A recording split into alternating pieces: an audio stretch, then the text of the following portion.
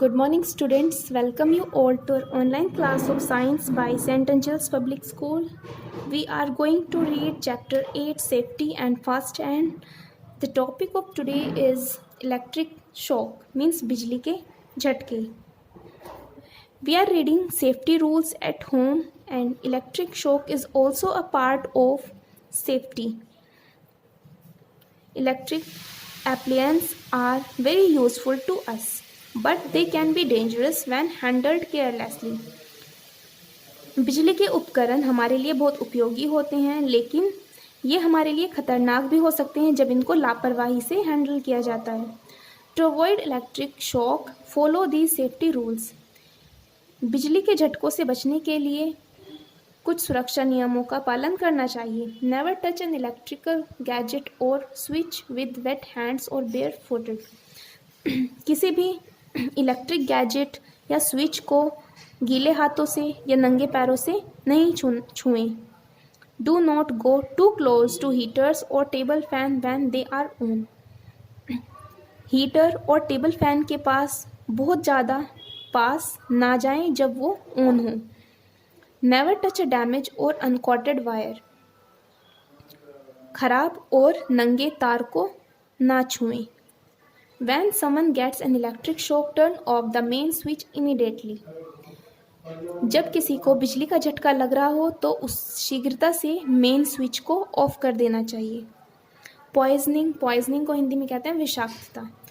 Poisoning is also a common kind of accident at home. विषाक्तता भी घर में होने वाली एक सामान्य दुर्घटना होती है. Accidental consumption of chemicals and medicine can cause poisoning. अचानक से किसी रसायन या दवाई का उपयोग कर लेना विषाक्तता का कारण बनता है. Poisonous chemicals should be properly labelled and keeped away from eatables. जहरीले रसायनों को अच्छे से चिपका हुआ होना चाहिए और खाने की चीज़ों से उनको दूर रखना चाहिए. Do not take a medicine without asking an adult. कभी भी किसी बड़े से पूछे बिना कोई दवाई नहीं लेनी चाहिए.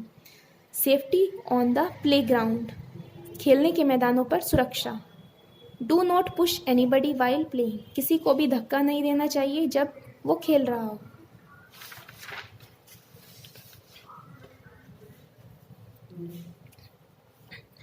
Do not play with a hard ball close to building or houses.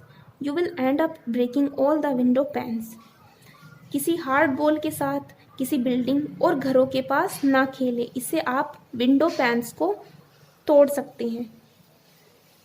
Avoid bitter arguments and play with the sportsman spirit. कड़वी बहस से बचना चाहिए और खेल भावना से ही खेलना चाहिए.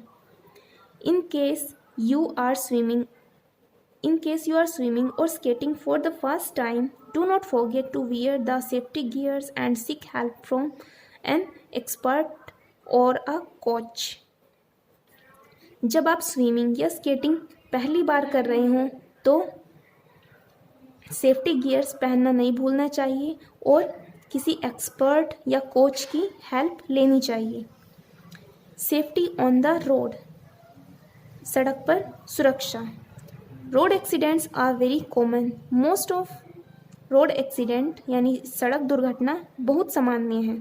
Most of these accidents occur when safety rules are not followed. ज़्यादातर दुर्घटनाएं तब होती हैं जब सुरक्षा के नियमों का पालन नहीं किया जाता. You must follow these safety rules while walking on the road. आपको सुरक्षा नियमों का पालन करना चाहिए जब आप रोड पर चल रहे हों. Always walk on the footpath. हमेशा फुटपाथ पर चलें. Where there is no footpath, walk on the left side of the road. जहाँ कहीं पर फुटपाथ ना हो वहाँ पर रोड के लेफ्ट साइड पर चलें.